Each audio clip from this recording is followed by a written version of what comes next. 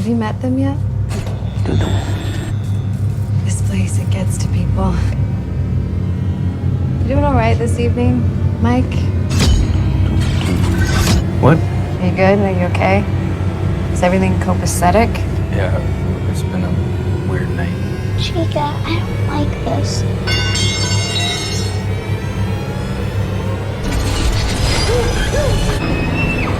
Abby!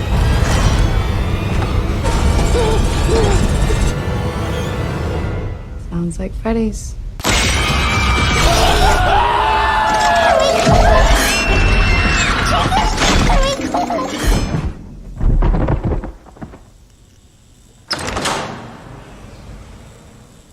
Oh yeah, you security hires? You never last.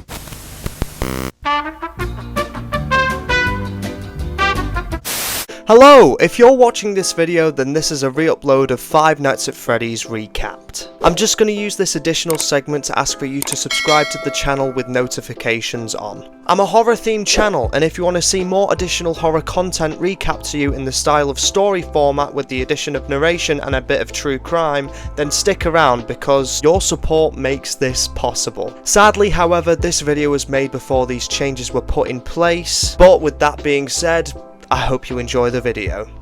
So yeah, the film opens up with our main protagonist, some random guard. I'm just joking, this is not our main guy, he's just here to be added to the kill count. But that's not my job. Okay, for real this time. We are introduced to our main protagonist, Josh Hutcherson, who is playing Mike Schmidt, who is working as a security guard in some sort of random ass mall, I don't know. He goes to order some ice cream but is instead greeted with PTSD from FNAF World. He notices a child get abducted by some random guy and now he's on the case. You know, he's barging through people, you know, pushing them aside, and then he rugby tackles the potential abductor into a water fountain and beats him up like he's in 2022's The Batman. We then find out when Mike is looking for a new job, the guy he beat up was actually the boy's father, so now I'm pretty sure that child has some sort of PTSD. We are then introduced to Steve Raglan, who looks like he could go for a Scooby snack right about now. He informs Mike that apparently he has no work for him until he notices Mike's last name. Now he's interested. You wanna like marry him or something? He tells Mike about a night security gig at an old restaurant that used to be popular in the 80s. Mike tells Steve that he can't work nights due to looking after Abby, his younger sister, so their evil aunt can't take custody over her. Steve asks Mike to reconsider and off he goes. I mean, it's better than having to fight for your life in a dystopian hunting ground, right? Mike then drives home and finds an eviction notice. He then finds a random ass person in his house. I wish someone would buy me a ring. No one fucking asked. He then finds Abby in a room drawing. Mike, not being impressed with her skills, breaks her stupid ass pencils in half. What a loser. She's also a loser due to her having no friends. You're sitting on my friend. At least I'm real. You feggin' tell her, Mike. You feggin' tell her. It's now beddy-buys for Mike as he pops his favourite Minion-flavoured Tic Tacs and falls asleep. Right, side rant. Who remembers them? They were absolutely goated. Anyway, Mike enters a dreamlike state so he can find the kidnapper who took his brother when he was younger. Mike, let me know if they start communicating with you through a black phone, okay? He fails to look out for his brother, so out of anger he screams the name of an orange vegetable. We then cut to the evil aunt, who is the true villain of the story. She wants to take custody of Abby so she can get a little moolah, but Mike ain't having it. He's advised to get another job so he looks good in front of a judge. This is when Mike decides to give William... Oh, shit! Oh, I've just spoiled the movie. Oh, fuck. This is when Mike decides to give Steve Raglan a call.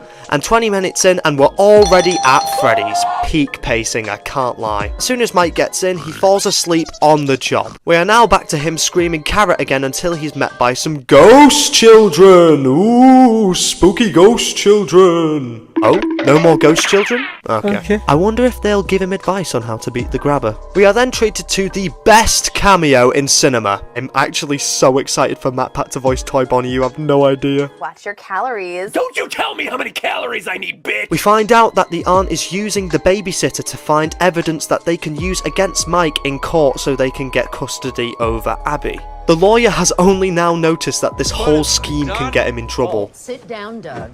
Yeah, sit down, Doug. This random ass guy hatches a plan to break into Mike's place of work so he gets fired from his job. So then that way he won't look good in front of the judge. It's now time for Mike to return to Freddy so he can have more dreamy dreams. Oh look, Foxy wants to dream too! He's back to screaming vegetables and chasing ghost children, which would definitely not look good in front of a judge. Don't let your kids watch it! The ginger one isn't a fan of the whole chase thing, so he gashes his arm and cries ink? What? He wakes up and then discovers a cheeky reference to the games. Baby. We are then introduced to Vanessa, who has come to help with Mike, because she knows her way around the place. She notices that Mike is acting awfully suspicious, but Mike just shrugs it off as a weird night. She tells Mike about how not many security guards stay here due to the spooky lore behind Freddy's. She then shows Mike the animatronics! Yes, finally! They start to sing Talking in Your Sleep by the Romantics, which I can't play because of copyright. But Vanessa seems into it. Wanna dance? Fuck you, Bonnie. You ruin everything. She then gives Mike a badge, which I geeked out about. I have the exact same badge and I had it way before the movie came out. Anyway, it's now closing time and Mike goes home. The guy from before plans to thrash the place, so Mike loses his job. Oh boys, it's time to trash Freddy's. They mess up the place, but this Huey knockoff from the boys notices something a bit peculiar. It's a little cupcake! Some pots and pans move and oh shit, but now there's a chicken! With that cupcake that we're gone! No wonder EDP can't find it. Shit's moving all over the place! Santa comes to the rescue and finds the cupcake mauling his face off. Look at Chica though. Don't ever talk to my son again. Santa runs away and hides in a broom closet where we get this iconic scene known as the Bonnie Pack Shot scene. Stupid Universal clip though. The other guy sees this and runs off while leaving a trail of coins like he's Hansel and Gretel's older and more lopsided brother. He goes to pick up the phone but is greeted by a free-to-use stock sound effect of kids laughing. I hate when that happens. He notices Bonnie and Chica on the Ring doorbell and they gon' give him a big surprise! Aw, that's sweet. He goes to escape but Foxy feels a bit left out. The babysitter also feels a bit left out and wonders where her friends are. She is then greeted by an NPC-like child and follows him? Nah, I'd run the opposite way, but she chases after him? At this point, you just deserve to die. She follows the sound of the kid's voice, and the more she gets closer to Freddy, the more she realizes the sound of the kid is coming from within inside Freddy. And if you know the lore of the games, that is fucking terrifying. She goes to see if she can see the child, and then... Disgusting! My god! And you let your mind fill in the blanks? Holy shit, that is nasty. We then cut back to Mike, who is flexing his Amazon bought security badge. Abby isn't impressed by it though and continues to draw. This upsets Mike, so he storms off. Abby then finds the documents from her aunt that Mike was given. And then Abby shares her opinions about her aunt. She's mean and she smells like cigarettes. Hear to hear first, folks! Vanessa shows up and informs Mike that someone has broke into Freddy's. I like how she hasn't mentioned the dead bodies, or if she even saw the dead bodies at all. They have a little heart-to-heart and Mike tells Vanessa about his little brother Carrot. And she then dips. Nice. Due to the babysitter's head being in Freddy's tom-tom, Mike takes Abby to work. He tells her to stay in the office, but we both know that ain't happening. Mike enters the dream and notices one of the spooky ghost kids drawing a rabbit in the sand. A mysterious rabbit for plot purposes, okay. Mike hears Abby screaming from his dream, which forces him to wake up. He goes out looking for her and finds her being mauled to death by the animatronics. Holy shit, they look cool! The only thing Freddy is looking for, though, is a decking from B&Q because this motherfucker swears up to Mike. Animatronic ass whooping incoming! You wouldn't stop tickling me. Abby, no one likes you. We find out that they were just tickling her. Okay. And they are best friends. Alright. I love you. Would have loved to have seen Freddy Fazbear being hit over the head with a chair leg, I can't lie. Abby gives Freddy a big old bear hug and they go home. At home, Mike discovers Abby's drawings and he finds out that they are of the missing kids, as well as... What? Are they... Ghosts? Yeah. Of course. How else could they make the robot to move? Yeah, Mike, get up to date with the FNAF lore. Oh my god. He brings the Garrett drawing to Abby because she couldn't have known about this because she wasn't even born, and apparently a boy with blonde hair told her about it. What? Spooky ghost kid reference? They then go to Freddy's and Vanessa is there. Cool. Abby goes and talks to her friends and Vanessa is completely phased. We then get this fort scene. That's all I'll say about that. Though Bonnie does do a cheeky Terminator reference, that's kinda cool. We then find Vanessa in the back room and we come across this animatronic which is a reference to the Charlotte doll from the FNAF Silver Eyes book. That's Pretty cool. She's also a Springlock suit here. Very nice. We then cut to Abby having a dance party, but she does her best Marty McFly impression. After making sure Abby is okay, Mike is asking Vanessa on why she's so scared of Freddy's, and this is her reaction. You can do whatever you want with your own life, but if you ever bring Abby back here again, I will shoot you. Right, okay then, sorry for asking. Mike then wakes up Abby with the smell of bacon and an aunt who smells of cigarettes. Hate you, Mike! That's just rude. Well, I think that went well. Nobody asked you, did they? Mike then goes out to get his medicine, and for no reason at all, he's just an arsehole to the doctor who's trying to help him. What an asshole. That's exactly what I said! Then goes back to Freddy's and now it's Slipper-Dam! He enters the dream and is greeted by the ghost kids again. They mess with the original dream and now his parents and his dead brother are interacting with him. This is some Twilight shit, I can't lie. Ghost Kid informs Mike that he can have this dream every night, only if they can have Abby? What? Mike decides against it, and now they are attacking him from his dream. He wakes up to find himself in a saw trap that is easily taken care of, and now we see the dead bodies. Good to know they cleaned up after themselves though. He goes to leave, but Foxy catches up with him. We then cut to the aunt watching television, and as it so happens, it's Golden Freddy's favourite show! Silly Jane. She fell asleep.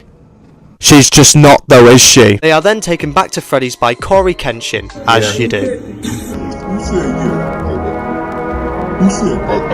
We then cut back to Vanessa, who has saved Mike, so all that stuff about you shooting him was a lie then. Okay. He questions Mike about the animatronics and what they want with Abby. It is then revealed to us that they want to turn Abby into an animatronic as well. Holy shit. We then get this chilling scene of where the missing kids actually are, which in terms of the games is actually spot on. It's not just their ghosts that are inside of those machines. It's their bodies. Better scramble like an egg before you get folded like an omelet. Hopefully there are other things that are spot on too. His name is William Afton. He's my father. Never mind, I spoke too soon. It is also revealed that William Afton killed Mike's brother. Nice one, thanks movie. Mike is pissed, which fair enough, so he suits up and gets ready to kick some animatronic ass. Mike sneaks in through the vents and comes to save Abby from being spring-locked. Chica, I don't like this. Well, Chica don't like your attitude. Get in that porcelain doll! NANI?! お前はもう死んでいる。 They are on the run, but Mike is then mauled by a cupcake. Nice! Abby makes a run for it and is then hunted down by Foxy.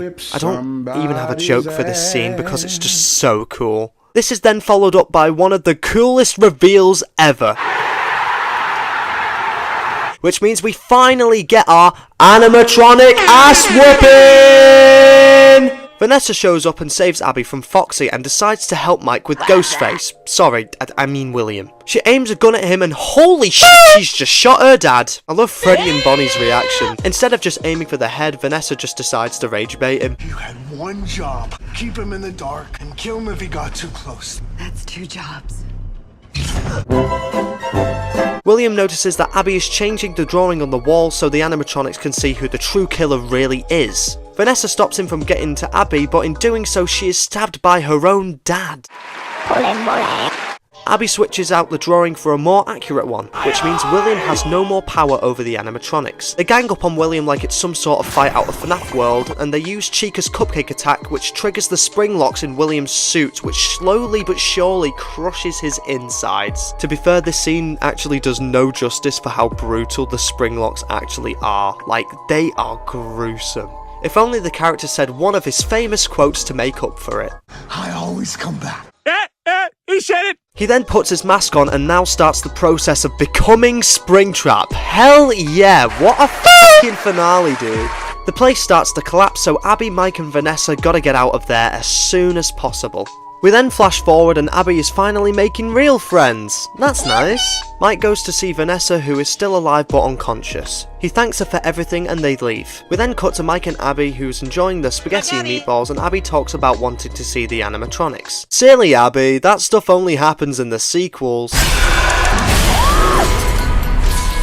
Holy shit, we're getting a sequel. And that's about it. Five Nights at Freddy's was released in 2023 and it is a decent movie adaptation of the game. This film has been in production since 2016 and it is amazing how far FNAF has come since then, from an underground indie game to a worldwide phenomenon. With that being said, I've been James from Horror Recapped, and remember to keep it spooky whatever the season.